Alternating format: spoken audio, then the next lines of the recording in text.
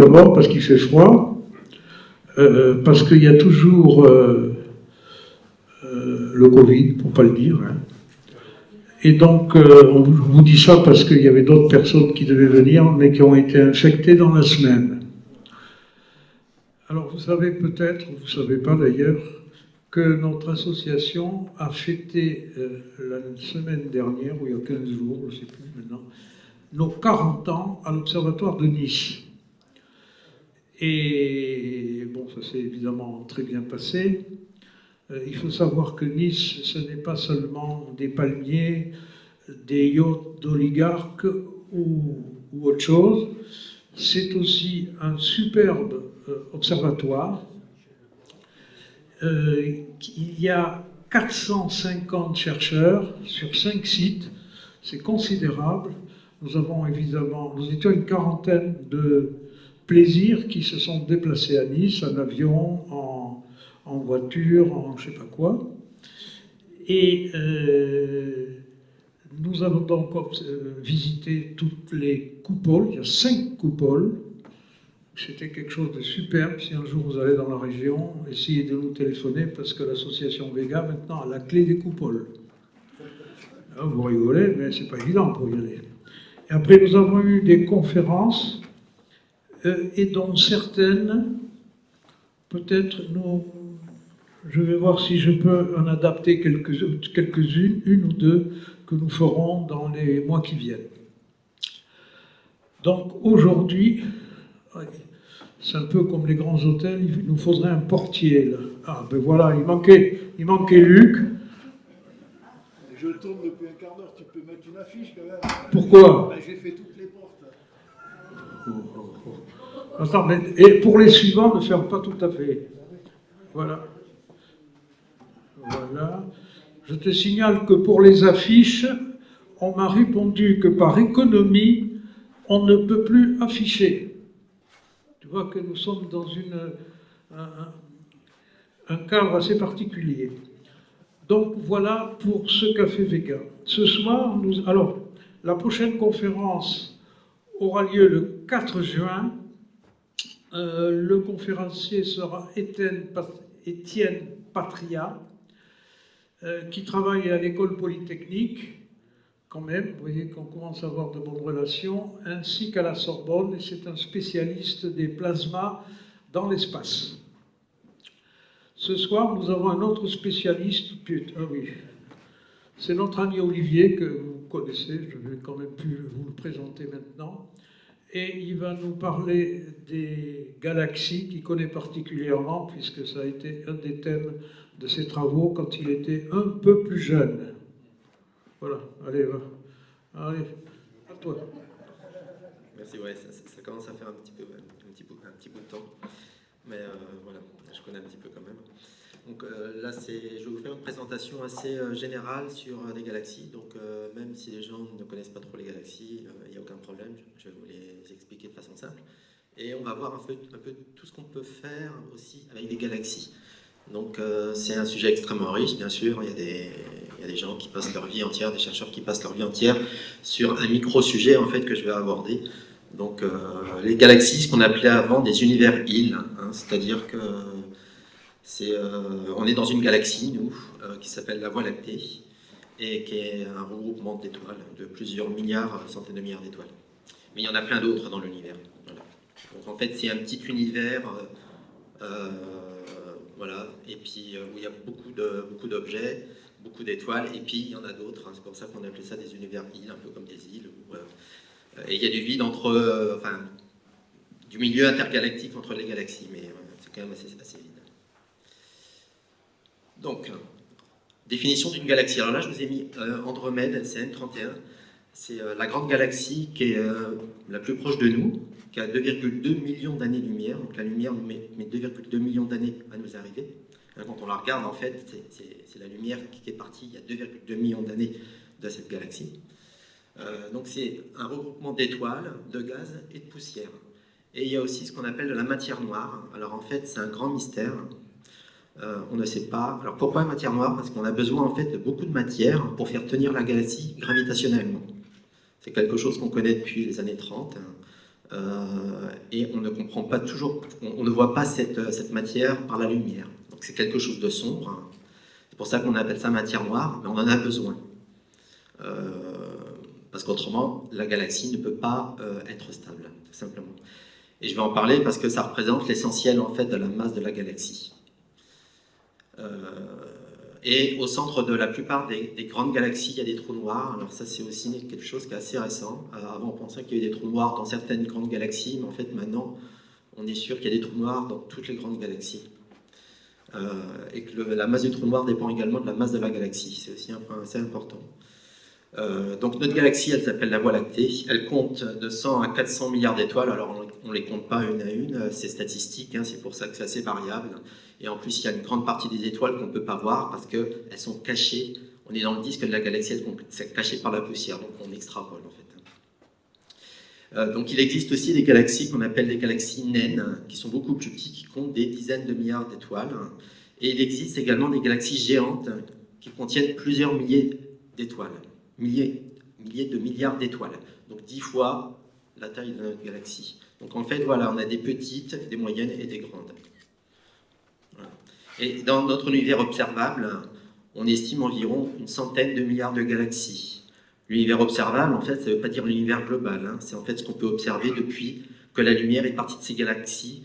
Il y a environ, on va estimer à peut-être 12 milliards d'années-lumière, si c'est les premières galaxies, sachant que l'univers a un âge de 13,8 milliards d'années, donc 12 milliards d'années-lumière pour les galaxies les plus lointaines, ou 11 milliards, voilà, c'est ce qu'on arrive à observer, ou ce qu'on espère observer bientôt. Donc en fait, quand on observe le ciel, alors maintenant on ne peut plus le voir parce que le ciel est de mauvaise qualité avec toute la lumière et la pollution, hein. Mais si on est dans un endroit en fait, à circuler où il n'y a pas de lumière et où le ciel est de bonne qualité, en fait on voit à l'œil nu en fait, une bande laiteuse, en fait, quelque chose ici, qu'on voit bien en fait. En fait, donc ça c'est la Voie lactée, hein. Et on a une impression même de bande sombre au centre en fait. Ça c'est la poussière, alors ça on l'a appris après, en fait c'est la poussière du disque de la Voie lactée. Et en fait on regarde bien sûr cet endroit, en fait on est dans le disque de la galaxie, donc en fait ça fait tout simplement une bande, puisqu'on regarde en fait, on est dans notre galaxie. Et quand on regarde la galaxie, on la regarde par la tranche, tout simplement. On ne peut pas être au-dessus ni en dessous. C'est pour ça qu'on ne voit pas les spirales. C'est aussi simple que ça. Alors ça, c'est à peu près une vision qu'on pourrait faire à l'œil nu, hein. Quand on essaye de faire une photographie, c'est jamais facile parce que l'œil nu, c'est un ressenti, hein.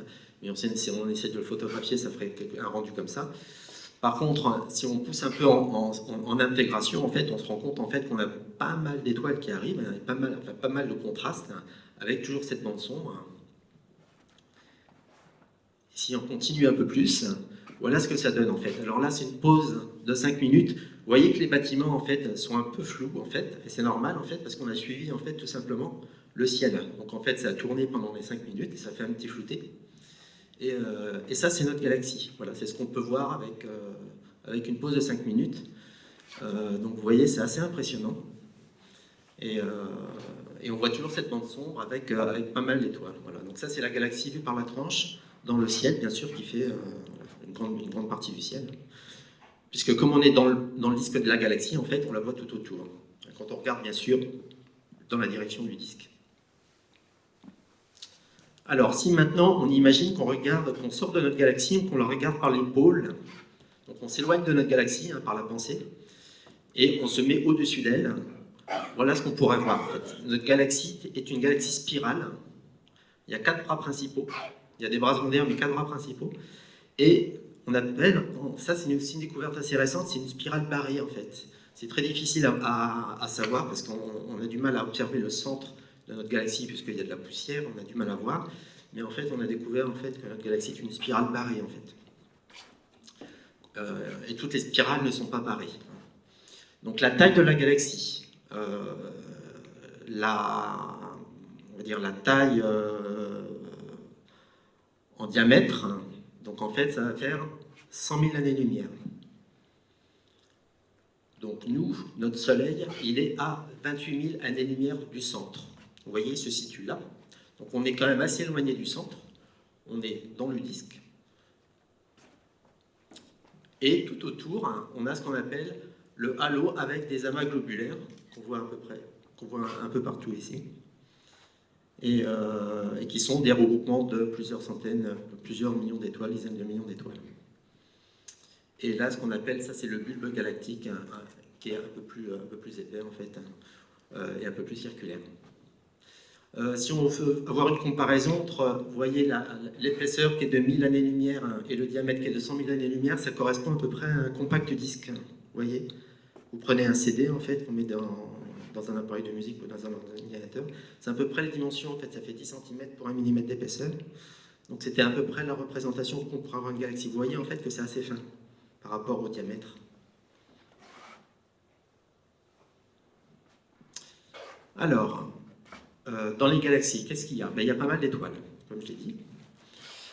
Il y a notre Soleil, mais notre Soleil, en fait, c'est pas une étoile, c'est une étoile plutôt rare. C'est une étoile jaune. Dans la classification, c'est la classification G. Elle représente environ 6% en fait, des étoiles. Mais la plupart des étoiles, en fait, sont des étoiles naines. De 0,08 à 0,5 masse solaire, donc des toutes petites étoiles qui sont rouges. Plus l'étoile est petite en masse, moins elle est chaude et plus elle est rouge. Ça c'est toujours comme ça. Et plus on monte en masse, plus l'étoile est massive, plus elle est bleue, puisque plus elle est chaude. Donc la plupart, voilà. Donc l'essentiel des étoiles en fait sont des étoiles, des naines rouges, des étoiles de ce type. Là on a le Soleil. Vous voyez que c'est un peu plus gros que Jupiter. Jupiter n'est pas une étoile, hein, mais si elle avait été un peu plus grosse, ça aurait été une étoile. Donc voilà, je mets les différentes propriétés. Voilà. Et ces étoiles rouges, en fait, durent très longtemps. Notre Soleil, il a une vie de 10 milliards d'années, mais ces étoiles rouges, en fait, vont avoir des vies de plusieurs dizaines de milliards d'années. Donc en fait, ça veut dire que notre univers a 13,8 milliards d'années. Si on veut les voir s'éteindre, il faut encore attendre quelques dizaines de milliards d'années. Donc on a le temps de voir ces étoiles s'éteindre. Donc tout simplement, elles consomment très peu d'énergie en fait, et elles rayonnent. Elles sont petites, donc il n'y a pas beaucoup d'énergie. C'est un peu paradoxal, mais elles en consomment beaucoup moins. Voilà, donc elles sont toutes petites et elles vivent très longtemps. Une étoile de 50 masses solaires, ça va vivre quelques dizaines de millions d'années. Elle est très lumineuse, elle a beaucoup d'hydrogène, où il y a la fusion qui opère, mais elle vit très peu longtemps. C'est pour ça d'ailleurs qu'on n'en a quasiment pas en fait. Hein. C'est-à-dire que la nature en produit très peu déjà, mais elles vivent très peu de temps. Alors, qu'est-ce qu'on a d'autre? On a du gaz. Ça représente 10 à 15% de la masse des étoiles d'une galaxie. Là, je parle des galaxies spirales, hein. Donc comme notre galaxie.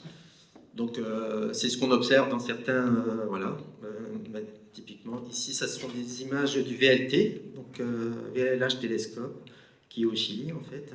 Ce sont quatre grands télescopes de 8 mètres de diamètre qui font ce type d'image en fait de régions de nébuleuses en fait où on voit en fait tout simplement des nuages moléculaires. On appelle ça des nuages moléculaires. C'est là où se forment les étoiles en fait, hein, typiquement. Et puis, on peut aussi avoir des images ici, comme ce qu'on appelle des nébuleuses planétaires. Alors attention, planétaire, ça n'a rien à voir avec planète. C'est historique, en fait. Quand les gens ont vu ça, avec des télescopes, ils se sont dit, tiens, ça ressemble en fait à quelque chose qui a une révolution circulaire, comme une planète, une nébuleuse de type planétaire. Bien entendu, ce n'est pas une planète, c'est une étoile, en fait, qui a explosé. Et au centre, en fait, ici, il y a normalement, pour le moment, une naine blanche, ou une toile de neutrons, probablement. Donc voilà, donc en fait c'est du gaz en fait, hein, tout simplement, qui a été expulsé. Et alors ça a une forme circulaire, mais des fois pas forcément. Voilà. Alors maintenant on continue. Qu'est-ce qu'on a d'autre comme composant? On a de la poussière. Alors à chaque fois on diminue en termes de fraction. Hein. C'est 1% de la masse du milieu interstellaire. Donc c'est 0,1 à 0,15% de la masse des étoiles. Donc en fait la poussière, c'est pas beaucoup. Par contre, elle a un rôle très important parce qu'elle émet énormément en infrarouge. Donc en termes de composition, c'est très faible, mais elle a un rôle majeur. Donc en fait, elle va absorber la lumière des étoiles, elle va chauffer, elle va réémettre en infrarouge. Et en fait, l'essentiel de l'émission d'une galaxie qui a de la formation d'étoiles comme la nôtre, eh ben, elle se fait en infrarouge, elle ne se fait pas en visible. C'est-à-dire que nous, avec nos yeux, on observe des galaxies avec une certaine luminosité, mais si on les observait en infrarouge, elles seraient plus lumineuses. Hein. Bien que les étoiles n'émettent pas à ces longueurs d'onde-là. Tout simplement parce que les étoiles chauffent la poussière et il y a une réémission, en fait. Donc ça, c'est un phénomène extrêmement important pour les télescopes infrarouges. Et on voit bien, en fait, ici, maintenant, alors ça, c'est une vue, en fait, de notre galaxie, mais elle est un peu redressée. Et là, en fait, cette bande sombre, en fait, c'est la poussière, et la poussière absorbe, comme elle réémet, elle absorbe, bien entendu, la lumière des étoiles qu'elle va réémettre en infrarouge. Puisque c'est le principe, en fait, de l'émission et de la réabsorption. C'est pour ça qu'on voit du sombre, en fait. Et c'est pour ça qu'à quelques endroits, en fait, il y a des nuages sombres. C'est pas une absence de matière, en fait, ou une absence d'étoiles, c'est tout simplement qu'il y a un nuage dense ici, avec de la poussière, qui cache, en fait, les étoiles qui sont derrière, tout simplement. Donc, il y a bien des étoiles, simplement, il y a un nuage dense qui absorbe la lumière de ces étoiles. Et si on l'observe en infrarouge, je ne l'ai peut-être pas ici, en fait, on verrait ici une luminosité. Alors, le milieu interstellaire, donc je vous avais parlé du gaz, et en fait, le gaz, essentiellement, c'est de l'hydrogène et de l'hélium. Ce sont les composants principaux, en fait, produits lors de la nucléosynthèse primordiale, donc dans les tout premiers instants du Big Bang, dans les premières minutes. Donc, ce sont les deux éléments principaux qui ne sont pas produits par les étoiles. Et donc après, il y a tout le reste, mais vraiment c'est infinitésimal. Et puis on a de la poussière. Voilà. Mais vous voyez, la fraction de la poussière est extrêmement faible. Et parmi le gaz, on a différents types de régions de gaz. On a ce qu'on appelle des régions H1. Alors H1, c'est de l'hydrogène atomique, donc un proton et un électron, de l'hydrogène basique. D'accord ? Région d'hydrogène ionisé, en fait, c'est quand l'hydrogène est près d'étoiles un peu chaudes, en fait, ou des régions où il y a de l'émission assez énergétique qui permettent de ioniser l'atome d'hydrogène. Et la partie nuage moléculaire, c'est les endroits, en fait, où on va voir l'atome d'hydrogène, en fait, venir se coupler avec un autre atome d'hydrogène pour former le H2, en fait, la molécule d'hydrogène H2. Et également d'autres composants moléculaires. Et c'est dans ces nuages moléculaires, vous voyez, ça représente une faible proportion que vont former des étoiles.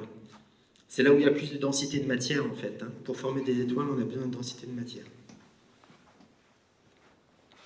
Alors, je vous avais parlé un tout petit peu de matière noire. Ça, c'est une découverte qui avait été faite dans les amas de galaxies et aussi à différentes échelles dans les amas de galaxies et aussi avec les courbes de rotation de galaxies, on a étudié en fait la vitesse des étoiles en fonction du rayon. Ça, on le fait par effet Doppler. En fait, on regarde en fait un peu comme vous voyez les radars en fait, ils émettent une onde et en fonction de la vitesse en fait de l'objet qui réfléchit l'onde, on estime en fait la vitesse de la voiture. Ben là, on fait la même chose mais avec les étoiles, avec la lumière des étoiles. Et on a observé quelque chose d'assez intriguant, c'est qu'au début ça marche bien, c'est-à-dire que la vitesse augmente, plus on s'éloigne, comme les lois de la gravitation, par rapport aux étoiles qu'on voit et aux masses qu'on détecte. Mais en fait, on s'attendrait à ce que ça descende. Ça, c'est ce qui est calculé par rapport à la lumière qu'on observe, donc par rapport à la masse déduite de la lumière. Et ce qu'on mesure, en fait, c'est une courbe plutôt plate. Et ça, c'est sur toutes les galaxies, sur l'essentiel des galaxies qu'on a ça. C'est pas un phénomène rare, hein. C'est un phénomène classique. Et donc on a besoin, en fait, donc on voyait en fait que les étoiles qui sont loin, en fait il y a encore des étoiles hein, qui sont encore non visibles ici en fonction du contraste, qui peuvent être encore plus loin. Et en fait les étoiles vont trop vite. Comment ces étoiles qui vont vite arrivent à rester accrochées à la galaxie alors qu'elles devraient quitter la galaxie? Ben, tout simplement, il faut rajouter de la matière. Voilà. Il faut rajouter de la matière, et cette matière, c'est une matière qui n'est pas faite d'étoiles, parce qu'on la verrait, ce qu'on appelle une matière noire. Ça, c'est un grand mystère. Il y a beaucoup de chercheurs qui travaillent dessus. Si quelqu'un trouve, c'est nécessairement un prix Nobel derrière. Et voilà, il y a deux hypothèses, hein. Soit c'est des nouvelles particules qu'on n'a pas encore trouvées, nouveaux objets, etc. Donc c'est vraiment de la matière qui existe. Soit il faut modifier les lois de la gravitation. Voilà, c'est deux approches, ou soit faire les deux. Mais ça, c'est vraiment un sujet très débattu. Très débattu. Alors si on reprend ça un petit peu en diagramme, dans notre galaxie, en fait, on a quoi? Eh ben, en fait, on a 96% de matière noire. Donc on a un peu plus de matière noire que dans d'autres galaxies. La masse d'étoiles, c'est 3,5%. Le gaz, c'est 0,5%. Et la poussière, c'est 0,01%. Donc en fait, ce qu'on voit avec un télescope, en fait, donc ce sont les étoiles, un peu de gaz. Ça va représenter voilà, 4% voilà, de ce qui est nécessaire pour que la galaxie en fait, puisse tourner correctement.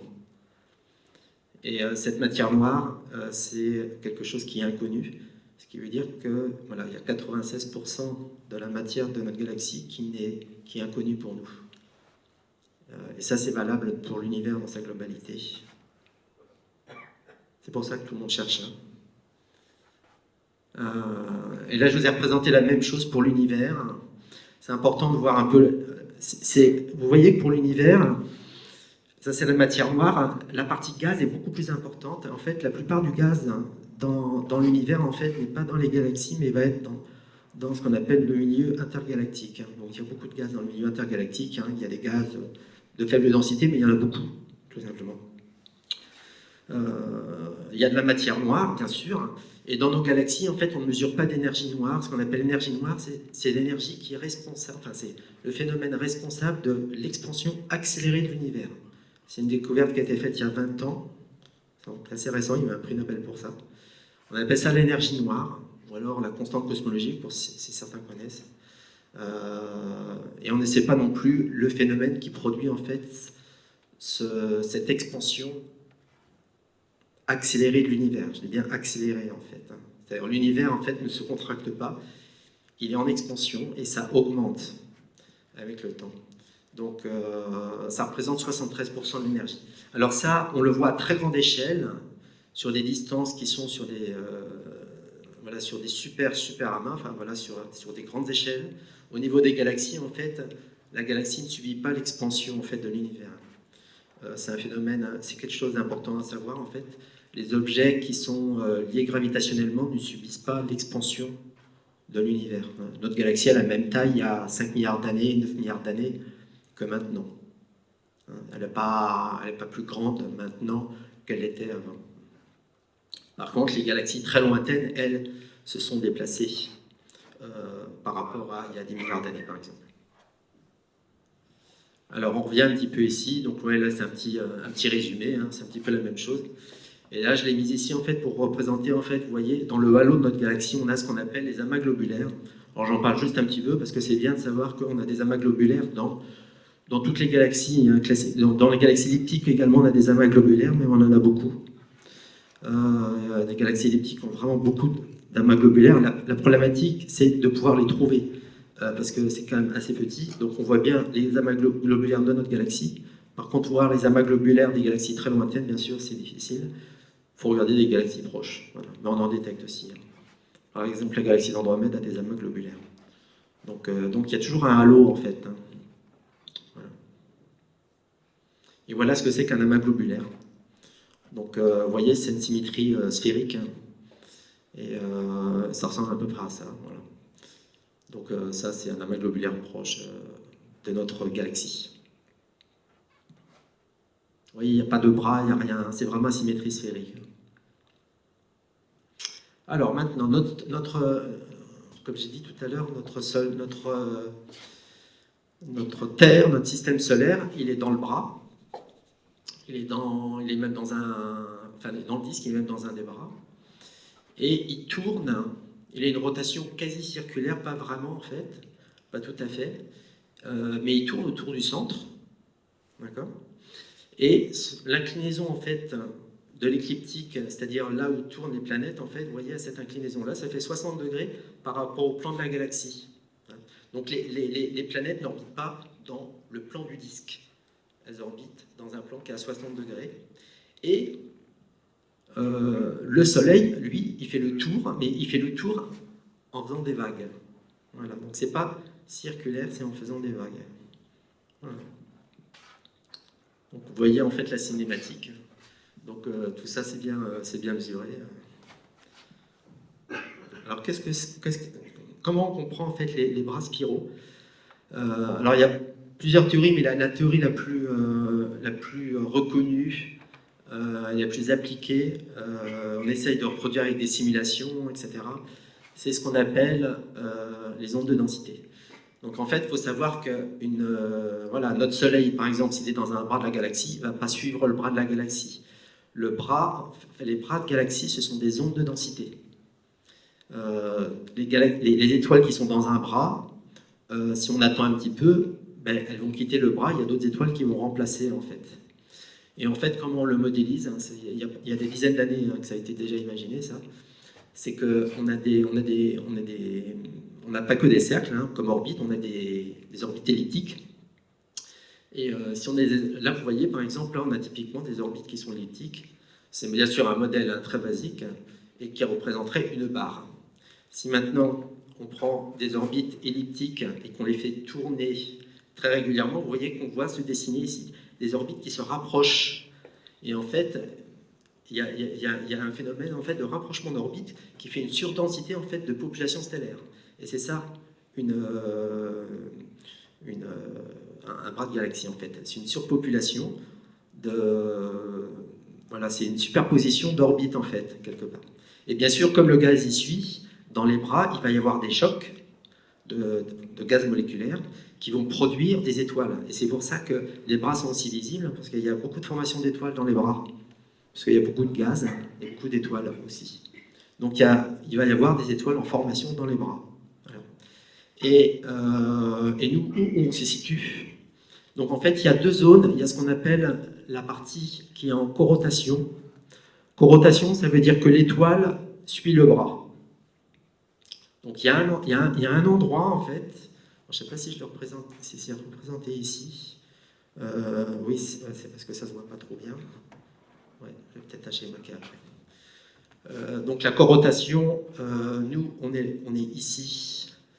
On est quasiment en fait sur le disque de corotation. Ça veut dire quoi? Ça veut dire que quand on est tout près du centre, on va moins vite que le bras. C'est-à-dire les étoiles en orbite se déplacent moins vite que le bras. Donc les bras vont plus vite. Quand on est... attendez, oui, voilà, les bras vont plus vite. Quand on est loin, les étoiles vont plus vite que les bras. Les étoiles sont devant.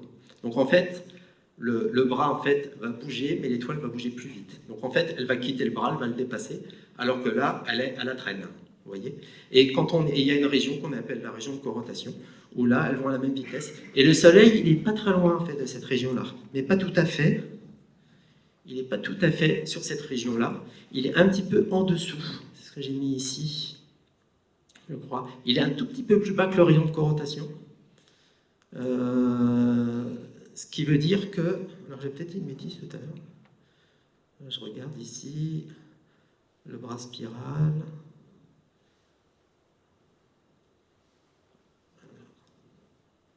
Un petit peu plus bas. Oui, je ne sais plus trop là, excusez-moi. Donc en fait, normalement, on tourne un tout petit peu plus vite que le bras. Et en fait, on va passer dans un nouveau bras tous les 200 millions d'années. C'est quelque chose qui a été mesuré. Sachant que le Soleil fait un tour de la galaxie en 250 millions d'années. Vous voyez, en fait, quand on fait une rotation complète de la galaxie, elle va juste passer dans un bras, elle ne passe pas dans les 4 bras, en fait. Donc, en fait, les bras bougent bien et les étoiles bougent par rapport aux bras. Et voilà, notre Soleil, en fait, va rencontrer tous les 200 millions d'années un bras, en quittant un bras pour aller vers un autre bras, en fait.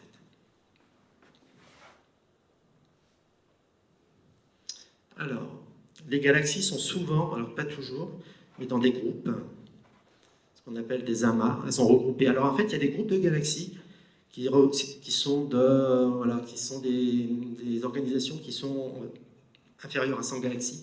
On appelle ça des groupes, donc des petits rassemblements. Et on a aussi des amas, où là, on a vraiment beaucoup de galaxies. Alors, vous voyez ici, alors il y a pas mal d'amas qui ont le nom d'Abel en fait. Il y a un catalogue Abel en fait, on a ces amas. Donc ça c'est une photo en fait où on voit un amas de galaxies. En fait, tous ces objets-là en fait que vous voyez, quasiment tous, à quelques exceptions de quelques étoiles en fait, sont des galaxies. Avec bien sûr les galaxies les plus lumineuses au centre, hein, celles qui ont le potentiel gravitationnel le plus fort parce qu'elles sont plus massives, et puis plein de galaxies autour. Et vous voyez la distance en fait entre les galaxies par rapport à leur taille est assez faible. C'est quelque chose qu'on n'a pas par rapport aux étoiles. C'est-à-dire que quand notre Soleil par rapport à l'étoile la plus proche, c'est 4 années-lumière environ. Nous, par rapport à notre Soleil, on a 8 minutes-lumière. Donc, vous voyez la distance en fait entre notre système solaire, hein, enfin entre notre Soleil et l'autre étoile, par rapport à la dimension de l'étoile. Notre Soleil, c'est 700 000 km de rayon, donc ça fait environ voilà, 2 secondes lumière. Donc, par rapport à la dimension de l'étoile, les distances entre les étoiles sont énormes. Par contre, par rapport aux dimensions des galaxies, les galaxies sont assez proches. Et comme elles sont proches, eh bien, il va y avoir pas mal de phénomènes d'interaction, en fait. Chose qu'on n'a pas avec les étoiles. On ne voit pas d'étoiles interagir avec les autres, etc. Sauf bien sûr si on a des couples qui sont déjà formés ensemble. Mais il n'y a pas de phénomène d'interaction d'étoiles au sens interaction de galaxies. On a des phénomènes binaires avec des étoiles binaires ou même plusieurs étoiles, mais elles sont formées ensemble. Là, ce qui se passe, c'est qu'il va y avoir vraiment des influences gravitationnelles et des galaxies qui vont, on appelle ça du cannibalisme en fait, les grosses galaxies vont manger les petites. Voilà. Là, on a un autre exemple qu'on appelle le quintet de Stéphane, où on voit en fait, c'est pas des images qui sont regroupées en fait, hein, c'est vraiment observé. Donc elles sont proches. Voilà. Et on commence à voir ici, alors vous ne voyez peut-être pas trop, mais un petit peu de la matière en fait. Vous voyez que les bras spiraux en fait commencent à se désorganiser en fait. Ça c'est leur influence gravitationnelle mutuelle. Donc les différents types de galaxies maintenant. Alors, on a ce qu'on appelle les galaxies elliptiques. Là je vous ai représenté la classification de Hubble. Alors pourquoi cette classification? Déjà c'est pour représenter différents types de galaxies, très bien, et il y a une séquence qui commence des elliptiques jusqu'aux spirales, les plus ouvertes. Et en fait, on a pensé au début que c'était la séquence naturelle en fait, de l'évolution des galaxies. C'est qu'on commençait par des structures elliptiques ou sphériques, et que progressivement on arrivait à des structures sous forme de galaxies spirales. Et en fait, c'est plutôt l'inverse en fait, qui devrait se produire a priori. C'est-à-dire qu'on aurait des galaxies spirales qui, quand elles fusionnent, forment des galaxies elliptiques. Mais on a gardé ce phénomène, cette classification historique. Donc on commence par les galaxies E0, et en fonction de leur ellipticité, on va jusqu'à E7. Après, on a ce qu'on appelle des lenticulaires, donc on ne voit pas de bras spiraux. Voilà. Et après, on a des galaxies spirales. Alors, des galaxies spirales sans barre et avec barre. Vous voyez ici, on a une barre en fait, qui joint les deux premiers bras en fait, donc une barre. Là, on la voit un peu mieux, et là, on la voit vraiment beaucoup mieux. Donc, c'est quelque chose qui est relativement rectiligne, avec après les bras qui partent de l'extrémité des barres. Et on a mis le B pour BARD, SBA, et en fonction de l'ouverture, voilà, on a de A, B, C. Alors après, il y a d'autres classifications un peu plus riches qui sont venues compléter l'organisation. Donc on a juste un peu enrichi en fait la classification parce que bien sûr qu'il y a beaucoup de types de galaxies. Et on a rajouté aussi ce qu'on appelle les galaxies irrégulières et des galaxies naines. Donc on a des galaxies qui ont des formes irrégulières, ou qui ont un seul bras par exemple, etc. Comme les nuages de Magellan qui sont des petites galaxies autour de notre galaxie. Qui sont un peu des prototypes de galaxies irrégulières. Les nuages du Magellan, on les voit dans l'hémisphère sud. Et on a des galaxies naines aussi. Voilà, j'en avais parlé tout à l'heure. Alors, les galaxies de type précoce, elliptique et lenticulaire. Alors, de type précoce, comme je vous ai dit, c'est historique. En anglais, on utilise toujours ça. On dit early type, donc de type précoce, même dans les articles. Ça ne va pas changer. Donc en fait, quand on parle de early type, ça veut dire que c'est une galaxie elliptique. Donc,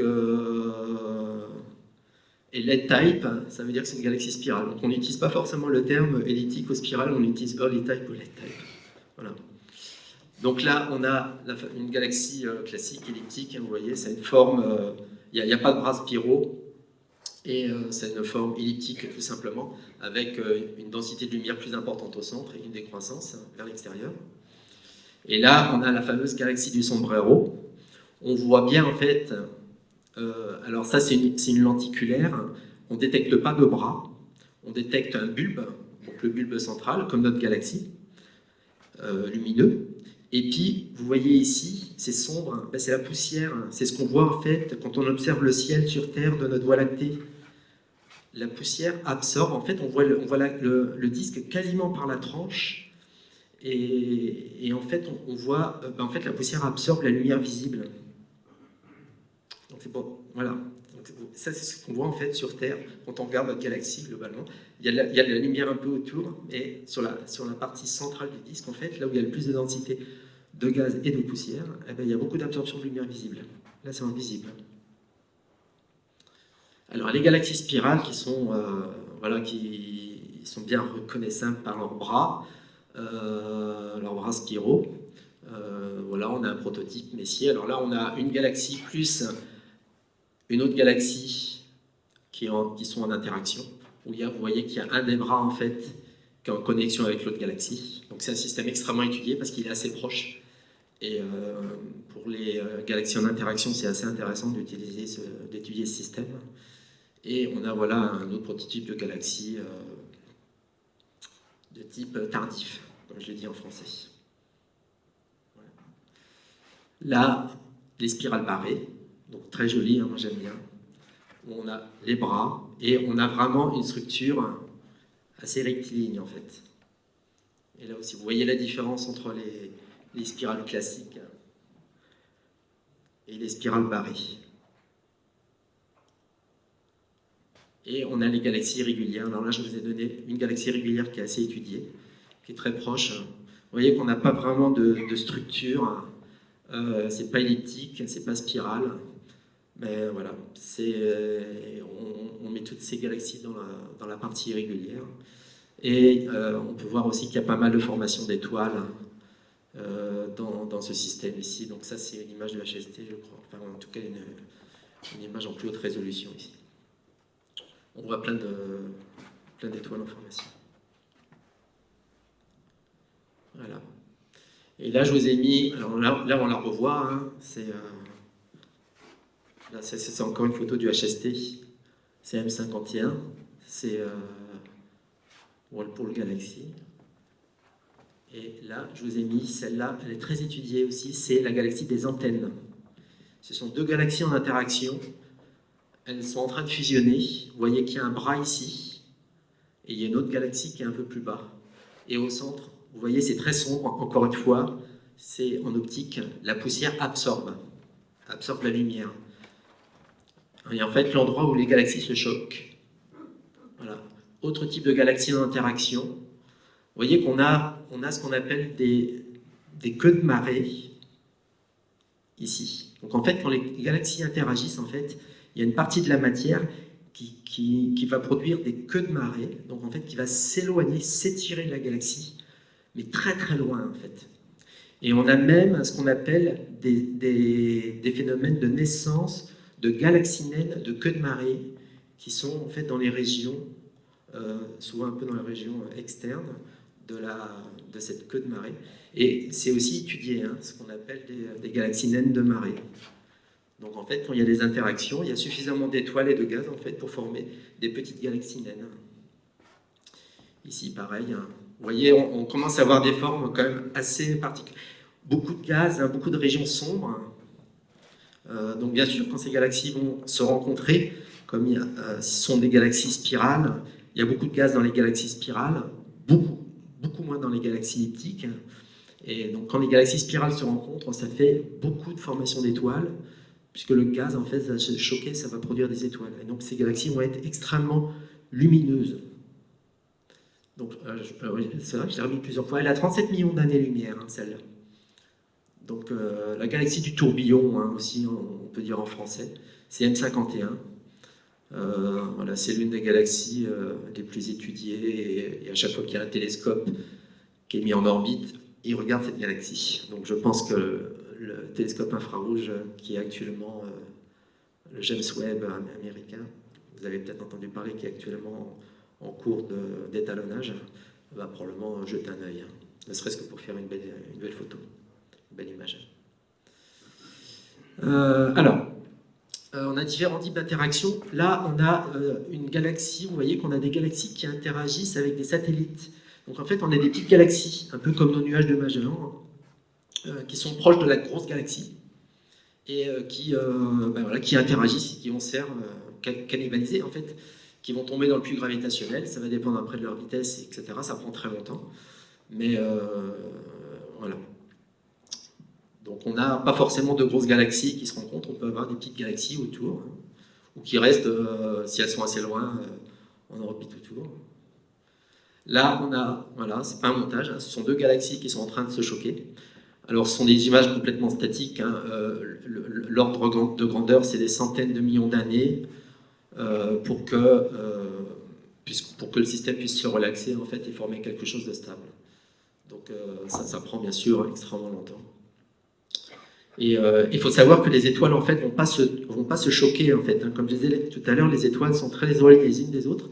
Donc quand les galaxies se rencontrent en fait, les étoiles ne se touchent pas. C'est uniquement le gaz qui va rentrer en contact en pression. Ça va augmenter en fait, ça va faire des chocs et ça va produire des étoiles. Donc en fait, ces systèmes sont des systèmes de production faramineux d'étoiles. On a des taux de formation d'étoiles extrêmement importants. Voilà. Celle-là, elle est très jolie. C'est Mars Galaxy. C'est la galaxie des souris, où on a, alors pourquoi? Parce qu'on a en fait une queue de marée en fait, qui fait penser à une souris, hein, une queue de souris. Donc ça, c'est vraiment, quand on voit ces phénomènes en fait, de queue de marée, on sait qu'il y a une interaction. Hein. Bon, on voit bien clairement qu'il y a une interaction, mais ça c'est vraiment le résultat d'une interaction. Donc ça c'est la vue proche des antennes, où la zone d'interaction est ici. Et ça c'est la région la plus lumineuse en infrarouge, c'est-à-dire que la galaxie, quand on regarde l'ensemble du spectre, là où elle émet le plus de lumière, c'est ici. Mais quand on est en optique, en fait, on voit sombre, parce qu'il y a de la poussière qui absorbe. Mais quand si on observe en infrarouge cette région, elle est extrêmement lumineuse, beaucoup plus lumineuse que tout le reste. C'est la même galaxie, mais je vous montre les queues de marée. Vous voyez qu'il y en a deux. Et là, je vous ai mis, on ne le voit pas très bien, c'est en rouge. J'ai mis la distance en rouge, c'est 400 000 années-lumière. Je vous ai mis notre galaxie ici, à l'échelle. Vous voyez les queues de marée, en fait, ça fait 4 fois la distance de l'extrémité à l'autre du diamètre de notre galaxie. Donc les queues de marée vont très très loin, en fait. Et c'est des étoiles et du gaz qui proviennent bien sûr des galaxies initiales et qui sont projetées, en fait, très loin quand les systèmes se rencontrent. Et là, les deux objets sont assez proches. Hein. Voilà, mais ils n'ont pas encore fusionné. Donc on arrive en fait, donc on avait vu une phase d'approche, une phase de fusion, et là en fait on est plutôt dans une phase en fait finale où on voit plus trop en fait le distinguo entre les deux. Mais il y a toujours du gaz, hein, comme je vous dis, il y a toujours de la poussière qui nous empêche en optique de voir un peu mieux ce qui se passe dans certaines régions. Elles sont très belles, hein, ces images. Hein. C'est la même galaxie, mais vue avec un champ plus grand, pour voir en fait qu'on a encore ces fameuses queues de marée. En fait. C'est vraiment un signe. Hein. Voilà. Ça, ce sont des simulations. Alors en fait, ces différentes images, on commence par le haut, complètement à gauche, deux galaxies qui se rencontrent. Voilà, deux galaxies qui se rencontrent, qui vont se rapprocher très régulièrement. Et vous voyez, quand elles se rapprochent, en fait, les queues de marée qui se produisent, en fait. Là, elles commencent à se relaxer, etc., etc. Donc il y a toujours ces queues de marée, vous voyez à la fin. Donc en fait, ça devient des systèmes dynamiquement assez complexes. Mais donc là, on arrive encore à distinguer les deux noyaux, et à un moment, on n'arrive pas à distinguer les deux noyaux. Voilà, alors ça, ce sont des images qui sont assez anciennes. Donc ça, c'est le modèle en fait qui est toujours valable. On a des configurations particulières des fois. On peut avoir une galaxie, une petite galaxie qui va s'approcher, en fait, qui va taper, qui va fusionner avec une galaxie spirale, mais au niveau de son pôle, en fait. Et ça va donner ce qu'on appelle un anneau. Donc un anneau de formation d'étoiles. Donc en fait, ça va se dilater. En fait, elle arrive frontalement, vous voyez, elle arrive ici, par le plan, en fait, sur le pôle, pas par la tranche. Et si elles arrivent par la tranche, elles forment les queues de marée. Donc on a deux types, en fait, d'interaction. Là, on a les queues de marée. Ça, c'est le prototype des antennes, de la galaxie des antennes que je vous ai montré tout à l'heure. On a encore le corps des deux galaxies ici, avec les queues de marée. Et ça, c'est ce qu'on va observer aussi. Ce qu'on appelle Cartwheel. Alors ça, c'est la galaxie de la roue de chariot. Vous voyez, en fait, alors il y a, je ne sais plus laquelle des deux galaxies, ou peut-être les deux, hein, je ne me rappelle plus trop, qui sont rentrées, en fait, qui ont fusionné, enfin, qui sont rentrées, elles se sont pas arrêtées, hein, elles continuent. Elles gênent gravitationnellement le système, elles passent au travers, et elles continuent leur chemin. Et il y a une onde qui se produit avec de la formation d'étoiles. Et ça fait ces phénomènes assez impressionnants d'anneaux, en fait. Avec, vous voyez les dimensions, j'ai mis 500 000 années-lumière, donc c'est 5 fois la taille de notre galaxie. Ce qui veut dire que notre galaxie, en fait, serait à cette taille-là. Et si notre galaxie était percutée par une galaxie de ce type au niveau de son plan, en fait, elle ferait un anneau 5 fois plus grand qu'elle. Ça, c'est spectaculaire. Alors, on a des galaxies qui ont des formes d'anneaux. On ne sait pas exactement, est-ce que c'est dû à une collision pareille au niveau du pôle, ce qu'on appelle les galaxies annulaires. On voit pas mal de... Vous voyez la partie centrale où il n'y a pas de formation d'étoiles qui est jaune, et la partie bleue ici.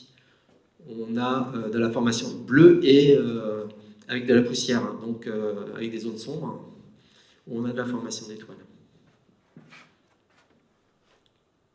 Quand c'est bleu, en fait, ça veut dire des étoiles chaudes, en fait, des étoiles, de grosses étoiles, et donc de la formation d'étoiles. Puisque les grosses étoiles vivent pas longtemps, en fait.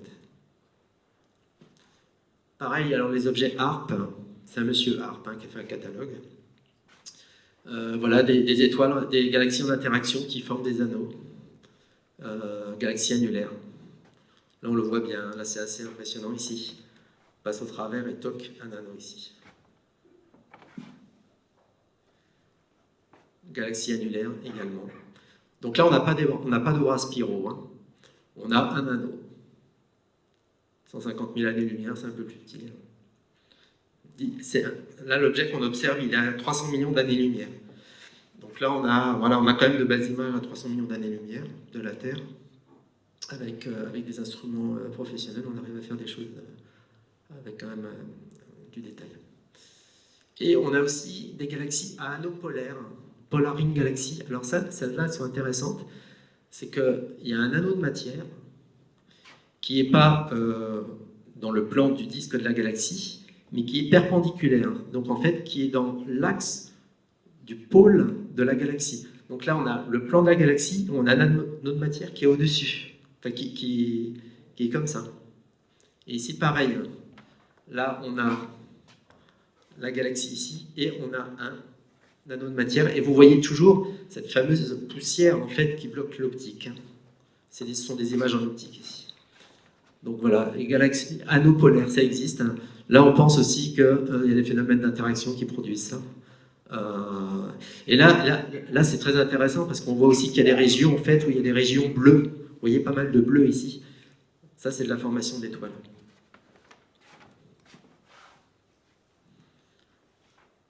Alors, il y a d'autres galaxies. Voilà, je vous ai mis un petit peu un panel en fait d'autres galaxies en interaction. On le voit, hein, il y a une communication, il y a un bras ici en communication entre ces deux galaxies. Vous voyez la distance des galaxies, en fait, hein, c'est quasiment la taille de la galaxie, donc forcément, ça va interagir. Hein. Et là, pareil, hein, ce sont deux objets en interaction. Où là, les bras spiraux, en fait, sont déformés par rapport à l'origine, on peut imaginer. Et là, on a une communication. Alors tout ça, on arrive à bien le modéliser.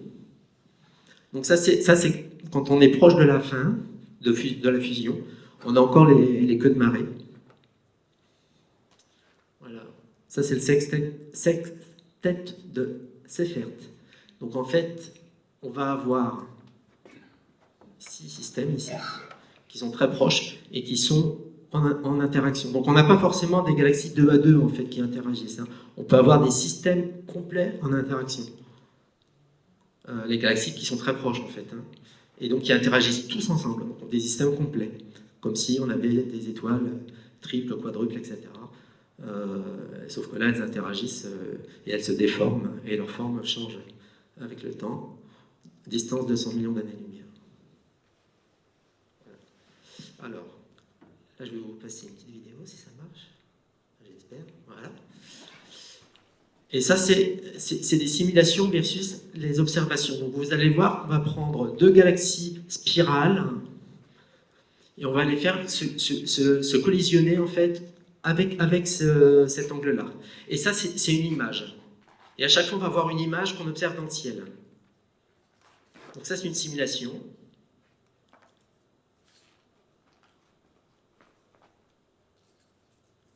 Alors, on change l'angle pour essayer de retrouver ce qu'on peut observer. Et ça, c'est ce qu'on observe. Donc en fait, c'est la même simulation, mais bien entendu, dans l'univers, on ne peut pas changer de place. Hein. La galaxie, on l'observe avec l'orientation qu'elle a, on en observe plein.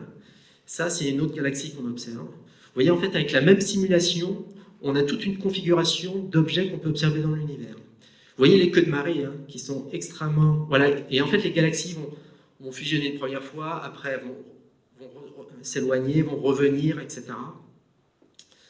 Donc il va y avoir plusieurs révolutions, hein, quelques révolutions, ça prend du temps. Et donc on a toujours ces queues de marée avec des galaxies qui se forment à l'intérieur des queues de marée, on a des points un peu plus denses. Donc là, le système commence à fusionner un peu plus, on ne voit plus trop les deux noyaux. Hein. Donc là, la partie centrale est finie. Vous voyez qu'on arrive à simuler en fait ce qu'on observe avec des ordinateurs. Voilà. Alors, je vous parle souvent de poussière. Voilà. Eh bien, en fait, la poussière, on peut l'observer en infrarouge et elle va émettre en infrarouge. Et c'est ce que je vous montre là. Donc, en fait, ici, on a la galaxie du Sombrero et là, c'est la même galaxie observée en infrarouge. Et vous voyez en fait que l'émission infrarouge, en fait, elle est sur le disque, plutôt d'ailleurs, voilà, elle est ici et ici. En fait, elle n'est pas au centre, en fait, elle est dans le disque. C'est là où il y a le plus de gaz, en fait, et c'est là où il y a la poussière. Donc l'émission en infrarouge est dans le disque. Donc le gaz est dans le disque, en fait. Et ça, c'est une image composite en infrarouge et en visible. Et alors ça, c'est intéressant. Alors là, c'est de l'infrarouge et du visible. Et en fait, la luminosité infrarouge, elle est ici. Comme je vous avais dit tout à l'heure, dans l'optique, en fait, là, il y a de la poussière, c'est sombre, là, c'est très lumineux. Quand on regarde en infrarouge, c'est l'inverse. C'est là qu'il y a le plus de lumière infrarouge. Voilà.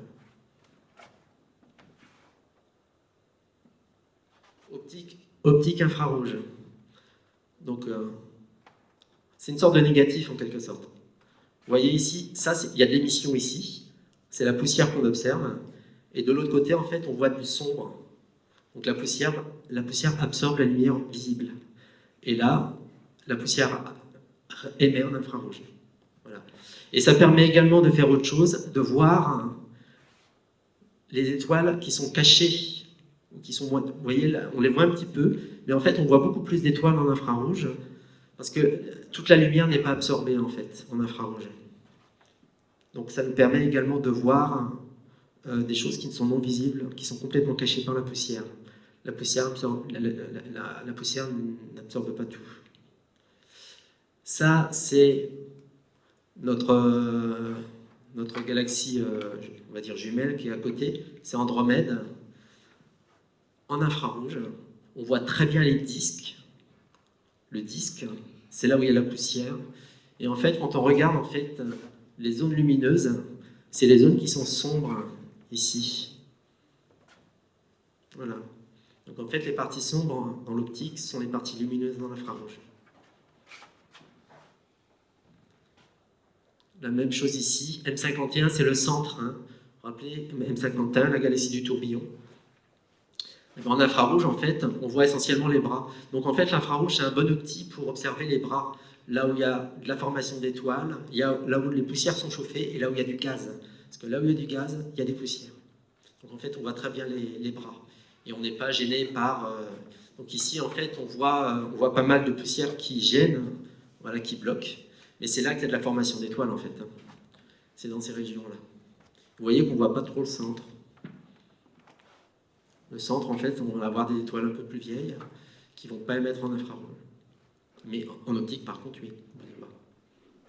Alors, en fait, c'est ce qu'on appelle faire du multilongueur d'onde. Donc, quand on observe des galaxies, on les observe pas uniquement en optique, en infrarouge, mais également en radio, en ultraviolet, en rayons X. Alors, les rayons X, ça va être pour observer en fait du gaz très très chaud. Donc, ça va être les régions les plus chaudes, là où les atomes sont ionisés. Donc, vraiment les régions où il y a de la formation d'étoiles, où il y a des objets compacts, etc. Sur de l'UV, ça va être également ça, beaucoup moins énergétique, bien sûr. Mais là, ça va nous permettre d'observer les régions de formation d'étoiles dans les disques. L'UV est quand même absorbé. Donc, voilà. Donc, il ne faut pas que ça soit absorbé. Ça, c'est l'optique, on connaît. Donc, ça, c'est les étoiles qu'on observe ici. Donc là, on observe des étoiles bleues en UV, en ultraviolet. En optique, on va observer des étoiles comme notre Soleil, hein, typiquement. Et en infrarouge, on va observer donc, des étoiles rouges, quand on est en infrarouge proche, mais si on va en infrarouge lointain, on va observer de la poussière. Et si on regarde en radio, on va observer du gaz froid. Donc en fait, le fait d'observer à différentes longueurs d'onde, ça nous permet de voir des phénomènes, enfin des systèmes physiques différents. Donc des étoiles chaudes, des étoiles comme notre Soleil, du gaz froid, de la poussière. Donc c'est complémentaire en fait. On a besoin de ces multilongueurs d'onde pour comprendre en fait ce qui se passe. Là, je vous ai représenté, alors c'est le point un peu technique ici, ça s'appelle la répartition spectrale en énergie lumineuse, en photons, en fonction de la longueur d'onde. Et puis on a l'énergie en Y et en X. En bas, on a les longueurs d'onde. Et globalement, ce qu'on va avoir, c'est des régions ici. Alors H2, ici, ça veut dire ionisé. C'est de l'hydrogène ionisé. Donc OB sont des étoiles très chaudes, donc qui sont en UV, qui vont ioniser, qui sont en UV. Là, on va avoir des étoiles ici, enfin des systèmes voilà, non ionisants. On va avoir des étoiles voilà, un peu comme notre Soleil. Et quand on va, alors ça on est ici à 10 microns, ça c'est de l'infrarouge. 1 micron, on a encore un infrarouge, on quitte un peu l'optique, on commence à rentrer dans l'infrarouge ici. Et dans l'infrarouge, ce qui est intéressant, c'est qu'on va observer de la poussière. Alors différents types de poussière, on va avoir de la poussière plus chaude, moins chaude, etc. Mais de la poussière. Et ça, c'est voilà, vous voyez que la quantité d'énergie en fait est très importante. Alors là, c'est pas forcément représentatif des galaxies très actives parce qu'il y a à peu près autant d'optiques que d'infrarouge. Mais voilà, c'est pas négligeable, sachant que la poussière représente une fraction très ténue de la composition d'une galaxie. Mais en termes de réémission énergétique, elle est essentielle. Et on a aussi ce qu'on appelle un rayonnement non thermique ici, qui est visible surtout, enfin qui est complètement dominé par les autres rayonnements, qui est cette ligne droite. Hein, c'est la caractéristique d'un rayonnement non thermique. Il n'y a pas de bosse. Hein. C'est pas ce qu'on appelle un corps noir, donc comme notre Soleil, hein, voilà, qui émet essentiellement dans le vert, on va dire, en moyen, enfin dans l'optique, et beaucoup moins en UV, beaucoup moins en infrarouge. Donc ça, il y a une bosse. C'est ce qu'on appelle un spectre de corps noir. Et là, on va avoir en fait un spectre de rayonnement qu'on appelle, voilà, des types de rayonnement libre-libre. Donc en fait, c'est un électron et un proton en fait qui vont interagir entre eux. Et vous savez, quand il y a des charges électriques qui décélèrent, en fait, il y a de l'émission de rayonnement. Voilà.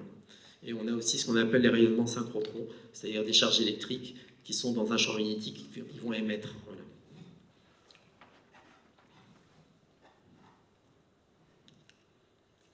Alors, on a aussi des noms de galaxies assez intéressantes à connaître, ce qu'on appelle les galaxies de Seyfert. Alors, les galaxies de Seyfert sont des galaxies qui ont un noyau extrêmement brillant. Donc là, on a deux exemples. Donc, c'est M. Seyfert qui les a catalogués. Ce sont des galaxies qui ont un trou noir central actif. Voilà. Donc, elles sont extrêmement étudiées parce qu'en fait, il y a un trou noir au centre de la galaxie, mais qui est actif. Notre galaxie n'est pas une galaxie de Seyfert, parce qu'elle a un trou noir au centre, mais il n'est pas vraiment actif.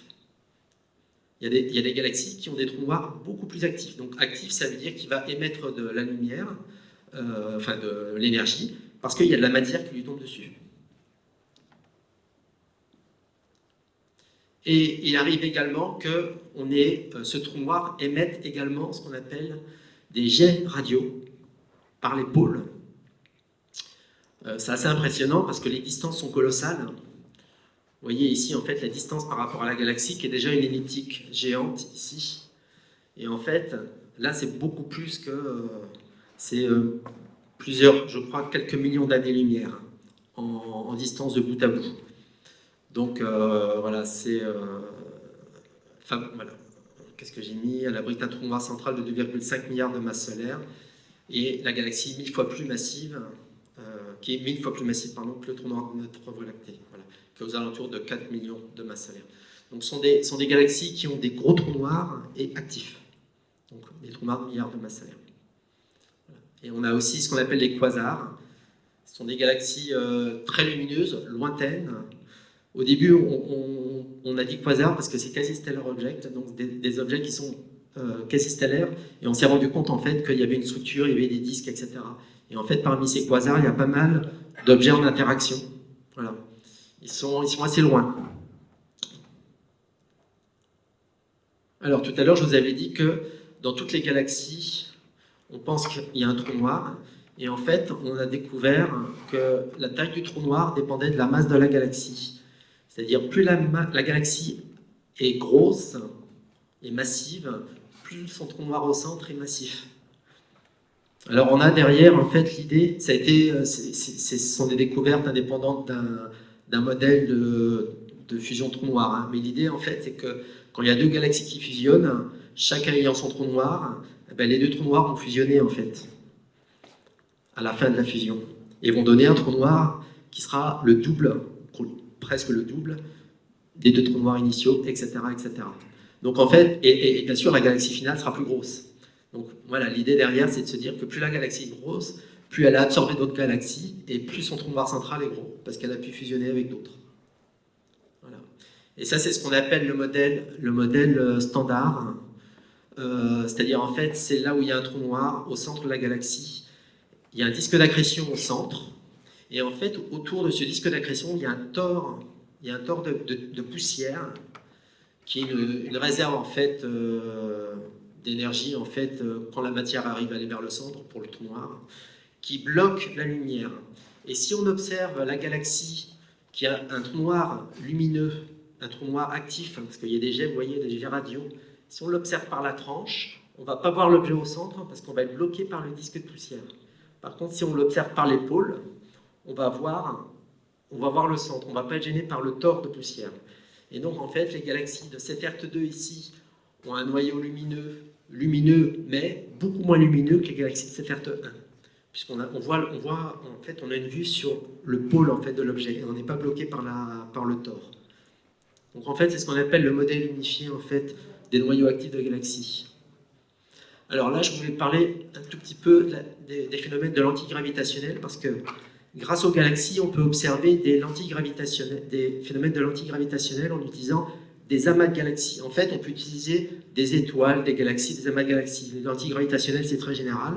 C'est l'espace-temps qui est courbé selon la relativité générale d'Einstein, et la lumière ne va pas en ligne droite. Ce qui fait qu'un objet, en fait, un objet source, ici, qui est ici, il va rencontrer durant son trajet, en fait, une quantité de matière qui va faire que l'espace-temps va être courbé et les rayons lumineux vont suivre la ligne la plus droite dans un espace-temps courbe pour en fait arriver ici en même temps. Et vous voyez que nous, quand on est ici, on observe quoi? On observe une image ici, une image ici, une image ici. Donc en fait, on va observer le même objet 3 fois, ce qui donne des mirages gravitationnels. Donc là, je l'ai représenté de façon un peu plus schématique. Donc on a la vraie source qui est ici, et nous, en fait, quand on observe l'objet, on est de l'autre côté. Comme on pense dans le ciel, voilà, dans le ciel, en fait, pour nous, la lumière va en ligne droite, donc en fait, on va voir un objet quand on le prolonge qui va être ici, et un autre qui va être là, mais en fait, c'est le même. Et ça, on en est sûr, en fait, on fait des spectres d'objets, et on voit en fait les mêmes spectres, hein. Ce sont les mêmes objets. Donc en fait, l'objet, on va le voir plusieurs fois. Alors ça, c'est assez intéressant. Un amas de galaxies, pareil. Et là, vous voyez plein d'arcs, ici. Ce sont des arcs de l'antigravitationnel. Il n'y a pas d'interaction, enfin, il y a de l'interaction, bien sûr, dans l'amas, mais donc il y a des galaxies qui sont derrière l'amas. Leur lumière va être déformée par la masse de l'amas, et ça va produire des arcs. Donc en fait, ici, tous ces arcs que vous voyez, alors il y en a un peu partout, en fait, ça représente une galaxie. Donc en fait, c'est une sorte d'anneau, un anneau partiel, on va dire. Là, on le voit bien aussi. Donc on a un amas de galaxies, et les galaxies derrière, pour certaines, produisent en fait des arcs. Donc ça, c'est une galaxie dont sa lumière est déformée par la lentille qui est ici. Et cette galaxie est un peu plus loin. Mais il y en a plein d'autres. Et ça nous permet de faire des estimations de masse. Parce que quand on connaît la déformation, on peut estimer la masse qui permet de produire cette déformation. Donc là aussi, il y en a d'autres. À chaque fois qu'on voit des amas, en fait, souvent on voit ce type. Alors il faut être un peu attentif, hein, mais vous voyez, on a plein de petits. Et on voit même qu'il y a des galaxies, en fait, qu'on appelle des déformations faibles, qui sont orientées, en fait, voilà, selon un cercle, autour de l'objet, enfin de la lentille centrale. Voilà. Là, on a un très bel exemple, en fait, de fraction de cercle. 4 milliards d'années-lumière à la distance, hein, donc c'est déjà assez lointain. Voilà, c'est le même Abel, 370.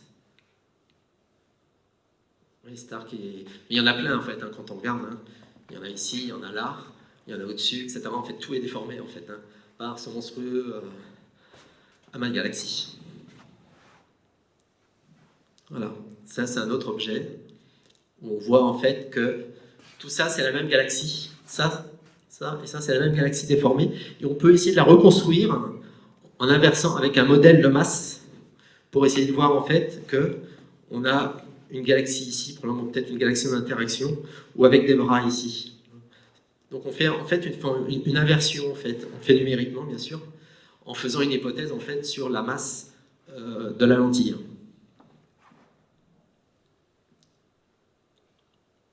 Voilà, là on voit bien aussi voilà, les parties bleues, vous voyez. C'est pas du tout la même galaxie dans le même coin. Hein. Vous voyez, elle est bleue.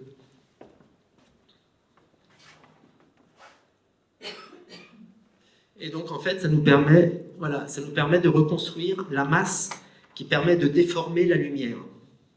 Alors, la masse qui permet de déformer la lumière au niveau de la relativité générale. Donc, l'énergie, en fait, globalement.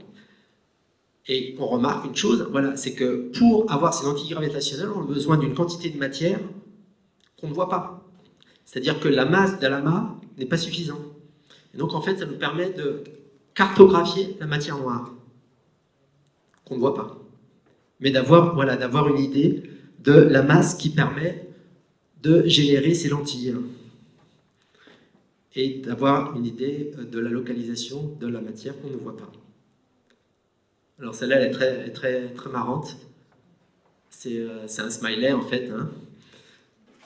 Et donc on a un petit amas ici, et puis on a ici quasiment un anneau en fait. En fait, quand la lentille est complètement alignée avec l'objet source qui est derrière, on a ce qu'on appelle un anneau d'Einstein. Je vais vous en montrer un juste après. Donc là encore un autre exemple. On voit plein de petits traits, 2,8 milliards d'années-lumière. C'est du HST la plupart des images ici que je vous montre. Le HST il est assez bon pour faire des champs profonds. Et il intègre très longtemps, donc il est dans l'espace, il n'est pas gêné par l'atmosphère. Donc c'est assez intéressant. Alors on ne voit pas que des anneaux, hein. On voit également ce qu'on appelle la croix d'Einstein. En fait, ça c'est la galaxie. Donc là on n'a pas un amas, on a simplement une galaxie. Ça c'est la lentille. Hein. Et puis ça c'est le même objet qui est derrière. Et qui forme 4 points. Mais c'est le même objet. Alors il y a aussi un intérêt, c'est qu'on peut montrer en fait, c'est la relativité générale l'indique très clairement, c'est que non seulement ça va déformer, mais en fait ça va amplifier la luminosité. Et c'est pour ça qu'on appelle ça aussi une lentille, c'est que ça permet de voir des objets plus lumineux qu'ils le seraient. Donc aussi une autre croix d'Einstein ici, donc un redshift déjà assez important, enfin un décalage, une distance assez importante. On voit l'objet au centre avec les ABCD qui sont le même objet, qui proviennent en fait du même objet. Alors la lumière a pris des trajets différents, hein, mais elle arrive dans le télescope en même temps. Voilà.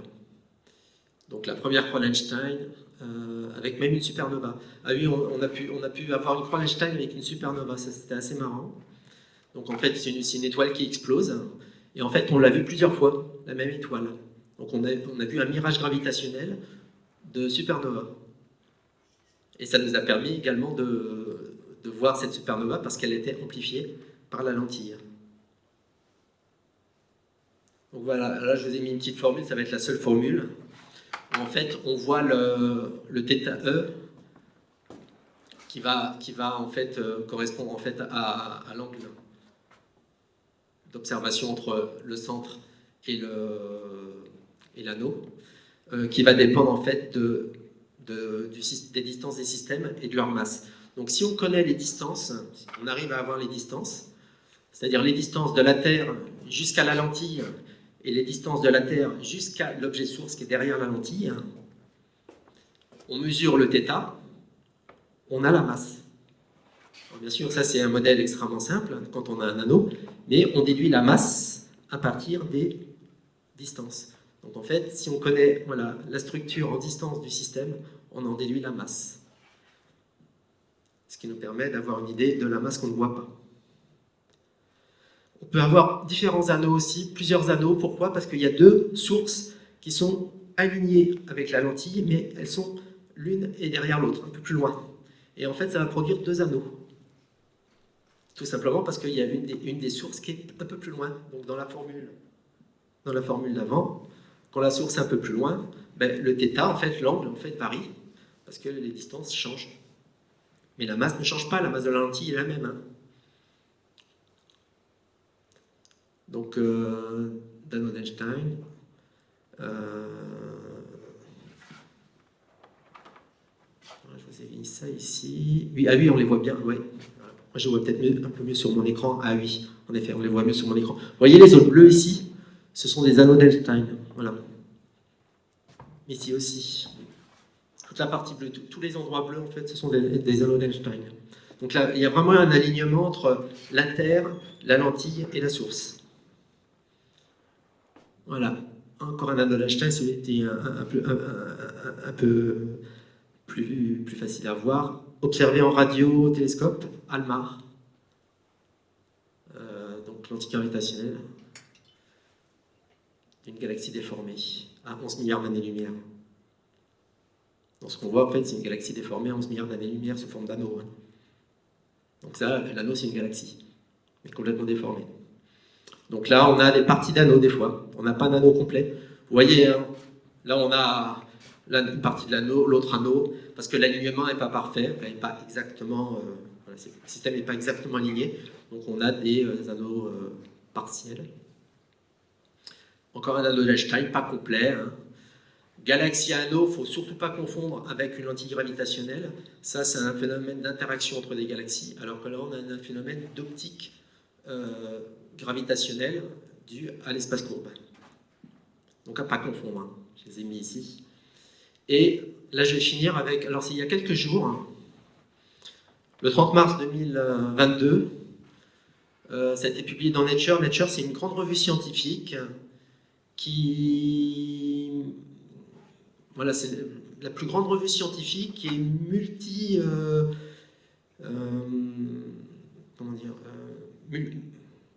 multiscience. C'est-à-dire, elle va aborder des aspects en biologie, en physique du solide, en astrophysique, etc. Donc, vous connaissez peut-être, c'est en anglais. Et quand il y a des observations ou des phénomènes extrêmement importants, les scientifiques aiment bien publier dans Nature, en fait, parce que ça permet tout simplement à des collègues non spécialistes, en fait, de tomber dessus, et ça a bien sûr une diffusion qui est beaucoup plus grande que les articles spécialisés, enfin les revues spécialisées. Donc là, c'est une observation qui a été faite par le télescope spatial Hubble.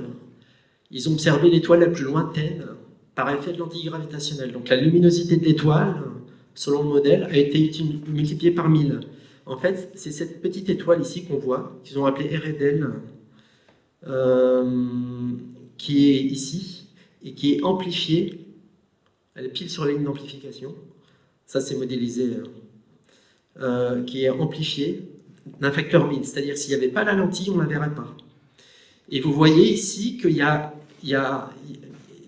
un anneau, enfin, il y a une partie d'anneau, il y a un arc. Ben, ça, c'est une galaxie qui est sous forme d'arc. Et là, ce qu'on voit, c'est une étoile. Et ça, ce sont des amas d'étoiles de la même galaxie, qui sont miroirs, hein. C'est-à-dire que ça, c'est le même que ça. Alors, elle est où, cette fameuse galaxie? Elle a un redshift de 6,2, donc c'est pas 1 ou 2, hein, 6,2. Sa lumière a mis 12,9 milliards d'années pour arriver sur Terre, donc pour être observé dans le télescope. L'univers a 13,8 milliards d'années selon le modèle du Big Bang actuel. Donc vous voyez que cette étoile, sa lumière a été émise quand l'univers avait 900 millions d'années. Donc c'est la première fois qu'on observe une étoile qu'on observe une étoile avant le premier milliard d'années de la naissance de l'univers. C'est une découverte importante. Bien sûr, on a fait ça avec le HST. Alors, on voit que le HST, ce qu'il voulait faire, en fait, vous voyez, il a fait un champ profond d'un amas de galaxies, voilà, classique. Et là, ils ont eu la surprise de voir, alors bien sûr, il faut vraiment bien voir et bien analyser l'image, qu'il y avait un arc ici.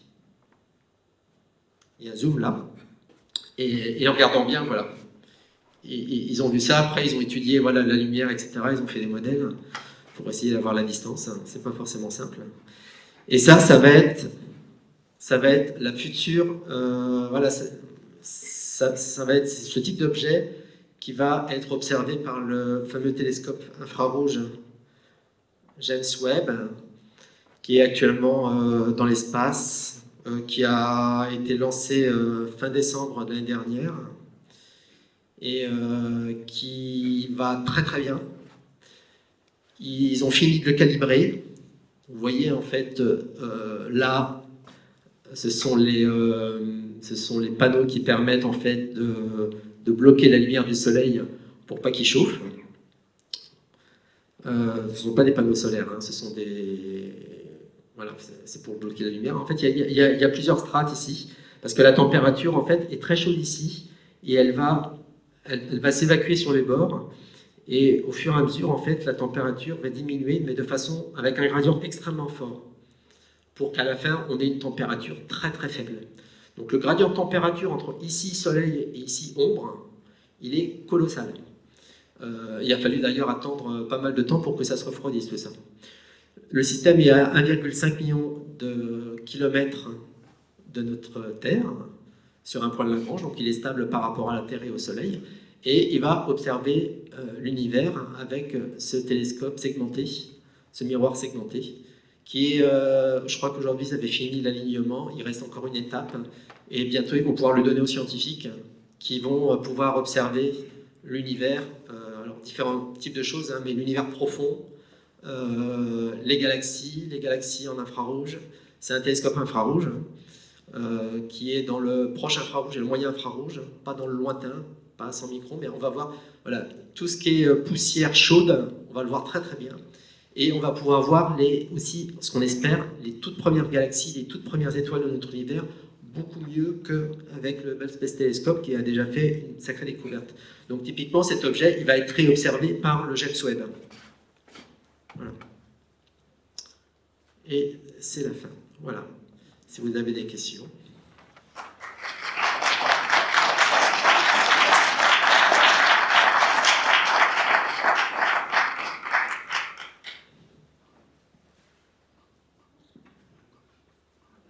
Une question?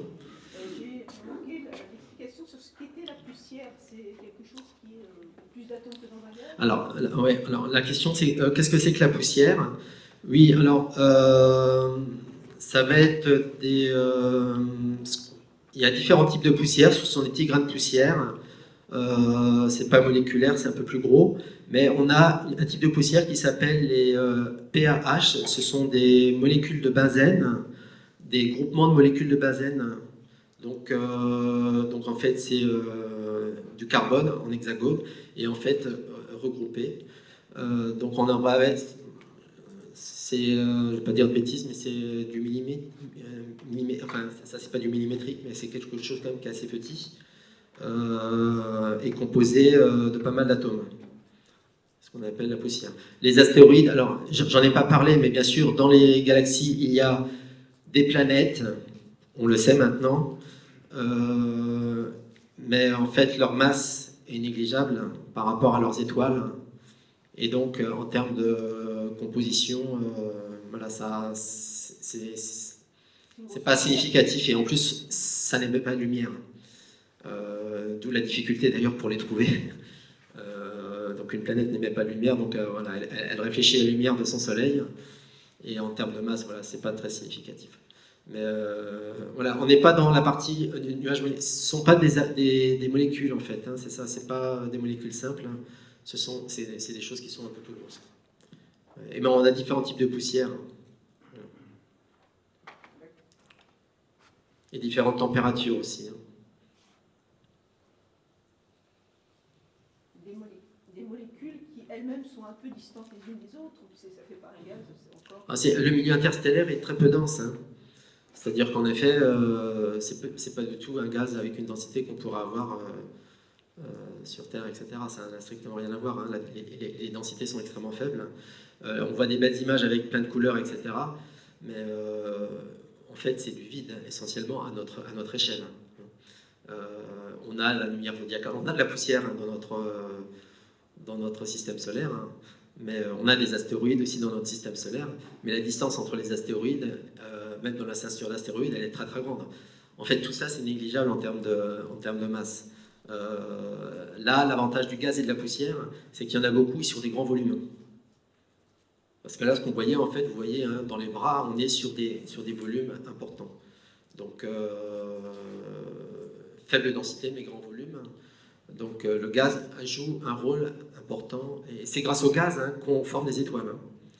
Donc, si on retire le gaz, il n'y a plus de formation d'étoiles.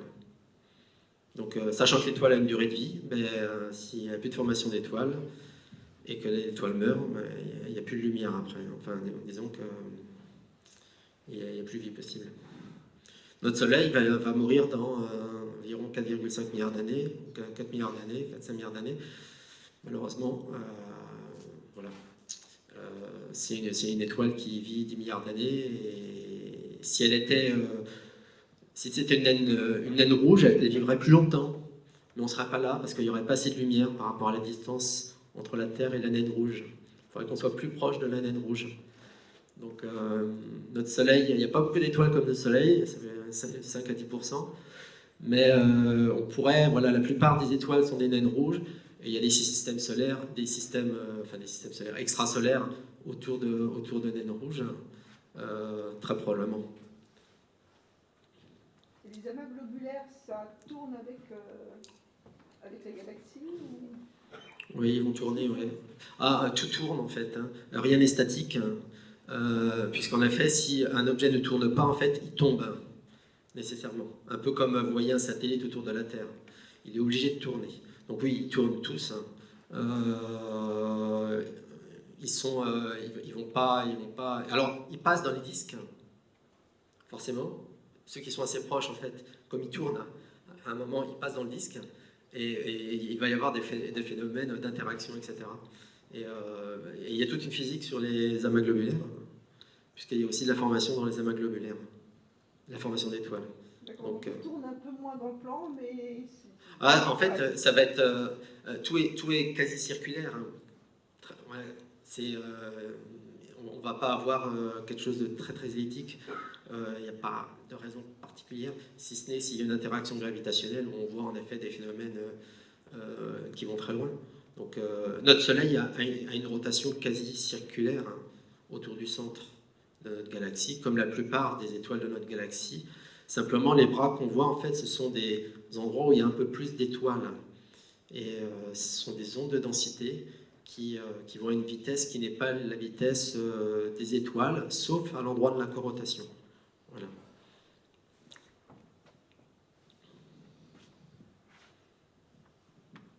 En 2015, il y a eu ici une conférence qui a été donnée par Françoise Combe, qui est académicienne, et qui a beaucoup travaillé sur la barre de notre galaxie. Oui. Et elle a même trouvé une sous-barre, oui. Et elle l'a annoncé ici avant la publication de sa découverte. Oui. Donc faites attention, ici, on vous donne des choses très importantes. Oui, c'est vrai que c'est elle qui a découvert la sous-barre. En fait, les galaxies barrées, c'est intéressant. On pense que c'est des systèmes non stables. On observe une galaxie, elle ne bouge pas à notre échelle. Il faudra attendre des centaines de millions d'années pour voir en fait le système évoluer. Mais on pense en fait que c'est pas forcément stable. Donc il y en a et il n'y en a pas des fois de temps en temps. Donc ça apparaît, ça disparaît. Et il peut y avoir en effet des systèmes de barres et de sous-barres. Et c'est un des moyens qu'a trouvé la nature. Enfin voilà, c'est un des moyens pour amener de la matière au centre. C'est-à-dire pour en fait diminuer le moment cinétique, enfin un objet quand il tourne autour d'un autre objet, en fait, il n'a aucune raison de tomber. Le seul moyen, en fait, c'est de le freiner pour qu'il tombe. Un peu comme la Station Spatiale Internationale, qui de temps en temps, il faut la remonter parce qu'elle freine sur l'atmosphère. D'accord ? Et bien, en fait, la nature a trouvé un moyen assez efficace, en fait, c'est ce système de barre, en fait, où il y a en fait un flot. Il y a un flot de matière, en fait, et on pense que ce système de barre permet d'alimenter les trous noirs hypermassifs. Parce que ces trous noirs, en fait, pour qu'ils soient actifs, ils doivent être alimentés par de la matière. Et voilà, donc ça peut être un moyen également d'avoir de la matière qui va vers le centre. Voilà.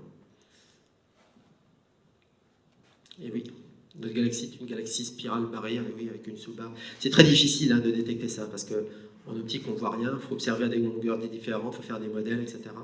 Donc, quand on dit sous-barre, c'est deux barres parallèles? Non, en fait, on va avoir une barre, une barre, et puis une toute petite barre comme ça, en fait. Elles sont pas... c'est-à-dire que ça peut être perpendiculaire, par exemple. C'est-à-dire que vous avez une barre. Là, on n'en voit pas, parce que... En fait, c'est vraiment au centre, en fait. Hein. C'est vraiment au centre. Là, je vais essayer de revenir sur des barres. Sur des barrés.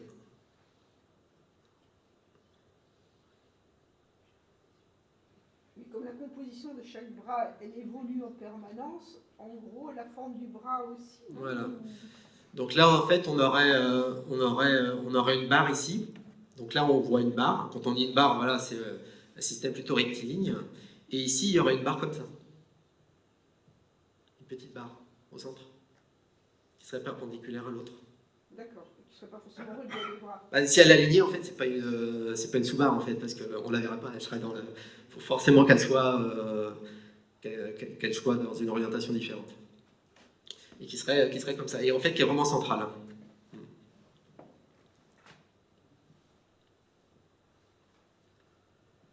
Retenez bien les spires qu'il y a autour des galaxies, en particulier pour la nôtre. Chaque fois que le système solaire a traversé une spirale, il y a eu une extinction des espèces. Alors c'est quand même assez important. En particulier, on l'a vu avec les poissons, où on a des poissons cartilagineux comme les requins ou des choses comme ça. Et puis ensuite, après la traversée d'une barre, les poissons ont été complètement différents, qui sont ceux que l'on mange actuellement. Donc ces notions-là sont très importantes, même pour la Terre. Et la durée de la traversée, c'est quoi? Alors, vous vous rappelez, en fait, notre système solaire met 250 millions. En fait, une année, ça correspond à 250 millions. Enfin, l'année galactique, c'est 250 millions d'années. Notre galaxie a environ 9 milliards d'années, on estime. Donc, elle est assez ancienne. Les galaxies ont été produites il y a longtemps. Donc, elle a fait environ, je crois, 18 tours, déjà, notre système solaire, 18 révolutions. Et tous les 200 millions d'années, elle va rencontrer un bras. Donc, l'épaisseur du bras fait qu'on va le traverser pendant combien de temps? Ah, ça, je ne peux pas vous dire là comme ça. Je peux pas vous dire. Je vois ce que vous voulez dire. Ça va être des dizaines de millions d'années probablement. Il faut savoir qu'on est très près de la partie de la corotation. Alors tout à l'heure, j'ai peut-être fait une erreur. Je sais plus. Là, on voit la partie poussière, gaz. Donc ça c'est la partie en fait du. Ça c'est la part, hein, parce que c'est le gaz, d'accord? Et là, on a la partie étoile. Là, ils ont mis en fait les étoiles ici. Ça c'est nous en fait. On est près de la corotation. La corotation, c'est quand les deux en fait se croisent globalement. Donc en fait, quand on est ici, pardon, l'étoile va plus vite, va moins vite. La barre va dans cette direction. Voilà, c'est ça, c'est bon. Je me suis retrouvé. La spirale, enfin, ça avance dans cette direction. Donc là, l'étoile va moins vite. Vous voyez? Donc en fait, elle s'éloigne régulièrement des bras. Par contre, quand on est en dessous,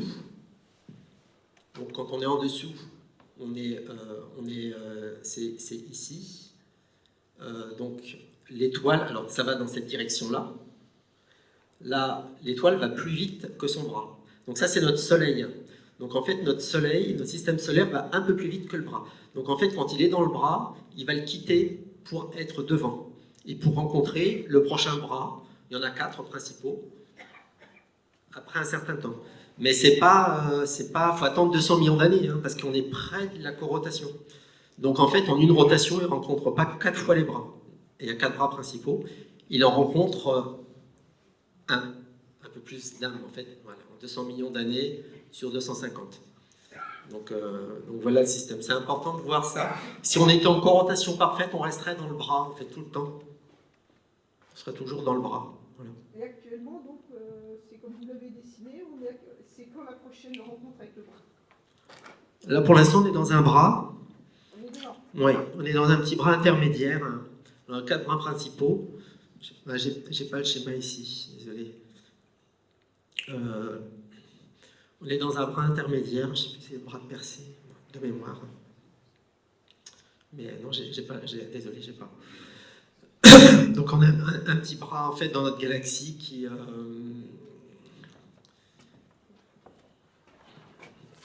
voilà, c'est représenté ici. Très important ça, lorsqu'on traverse des bras, parce que la dernière fois que c'est arrivé, certains poissons sont sortis de l'eau, et c'est la raison pour laquelle nous sommes ici ce soir, puisque les nageoires sont devenues nos mains, nos bras, nos jambes, donc c'est quand même quelque chose pour lequel il faut faire attention. Oui, on pense en fait, ça me paraît vraiment une influence sur les grandes aires géologiques, ouais. Mais voilà, mais si vous faut retenir quelque chose en fait, c'est que les galaxies, c'est pas un bloc, donc ce sont des ondes de densité. A priori, il peut y avoir d'autres mécanismes. Il y a plein de mécanismes. On a du mal à produire des bras numériquement. Enfin, c'est compliqué. En fait, on ne sait pas trop comment produire les premières galaxies, ni même les premières étoiles. c'est pour ça qu'on a besoin d'observer d'ailleurs ces objets très lointains pour essayer de comprendre un peu mieux en fait comment on arrive à former à partir simplement de groupes de nuages de gaz qui contiennent que d'hydrogène et d'hélium globalement, avec un tout petit peu d'ithium, un beryllium, mais très très peu. Comment on arrive à former des systèmes dynamiques comme ça, simplement avec un nuage. Ça c'est assez compliqué. Une fois que le système il est formé, voilà, il semble être stable. C'est ça l'idée en fait. On pense que les bras sont des structures stables, sauf pour la partie peut-être barrée en fait. Mais disons qu'une galaxie spirale a aucune raison tout d'un coup de se transformer en galaxie elliptique. Elle le fait uniquement sous la contrainte quand il y a une autre copine à elle qui est galaxie spirale qui vient la rencontrer et qui va, voilà, va mélanger tout ça et va faire plutôt des objets sans, voilà, plutôt elliptiques et sans, enfin voilà, va casser complètement la structure dynamique de la spirale. Donc ça c'est quelque chose d'assez important à comprendre, qu'on ne reste pas dans le même bras. Voilà. On va un peu plus vite que notre bras en fait, parce qu'on est un tout petit peu plus proche du centre. Voilà. Tout est important pour la vie finalement, notre soleil, etc. Enfin, il peut y avoir, on change un peu la distance par rapport au centre de notre galaxie, ça, voilà, ça a quand même des influences sur la position et la traversée des bras, etc. Et on a besoin des bras pour former des étoiles, c'est ça qui est important. Donc, et on a besoin de gaz. Et donc régulièrement, voilà, il y a du gaz qui est utilisé pour former des étoiles, on en forme très régulièrement. Donc notre galaxie forme environ une masse solaire par an d'étoiles, c'est à peu près ces ordres de grandeur. Mais il y a des galaxies, vous allez me dire c'est pas beaucoup, mais c'est par an, c'est une moyenne, hein, si on multiplie sur des milliards d'années. Alors, pourquoi il y a autant d'étoiles? Avant, il y avait une formation d'étoiles, un taux de formation d'étoiles dans le passé qui était beaucoup plus important que maintenant. Maintenant, on est beaucoup plus tranquille. Mais il y a des galaxies qui vont former 100 000 masses solaires par an en moyenne d'étoiles.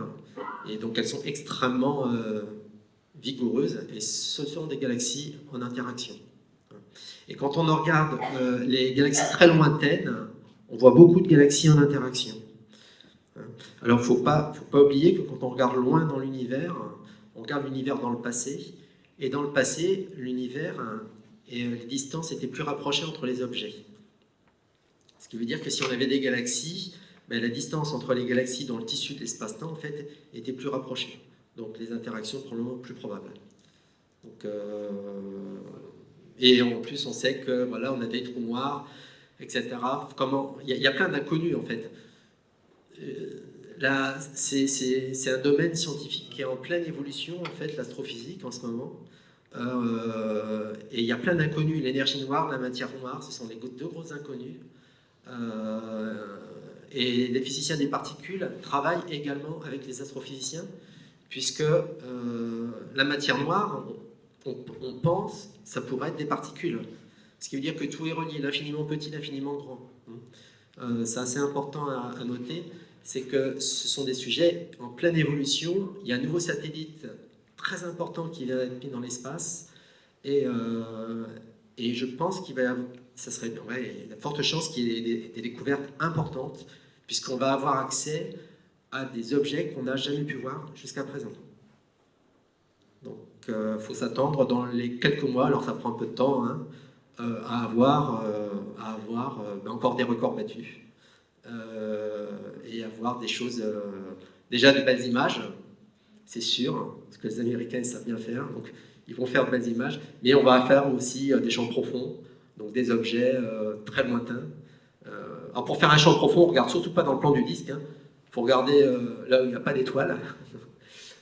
Donc en fait, il y a quelques régions dans le ciel qui sont très très sombres, qu'on appelle voilà, où il n'y a quasiment aucune étoile. Parce qu'on va intégrer très longtemps, et en fait sur l'image qu'on appelle un deep field, donc un champ profond, il y a des milliers de petites galaxies. Chaque point est une galaxie, et on étudie ça en fait. Enfin, les gens étudient ça, mais les gens étudient ça, pour avoir justement le taux de formation d'étoiles dans le passé. C'est très important pour savoir quand les étoiles se sont formées. Dans le passé, il y avait plus de taux de formation d'étoiles que maintenant. L'univers était plus actif dans le passé. Quand je dis dans le passé, il y a des milliards d'années.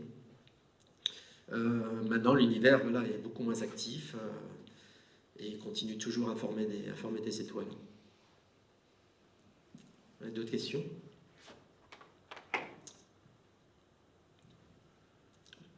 Bon, on va s'arrêter là. Bon, mais je rappelle que la prochaine réunion et la prochaine conférence, aura lieu le 4 juin et sera faite par Étienne Patia de l'École Polytechnique.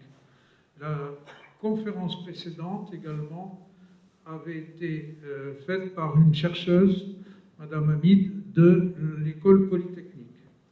Donc, comme il n'y a plus d'affiches pour des soucis d'économie, essayez bien de retenir ces dates.